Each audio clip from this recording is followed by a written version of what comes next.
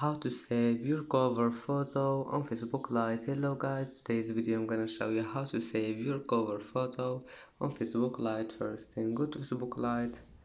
Here you will find these three lines in the top corner. Click on it, and now just click not settings, click on your profile here, and then go down into the click this one, edit profile, and then click edit cover photo, and then just click view cover photo and click these 3 points in the top corner and click save.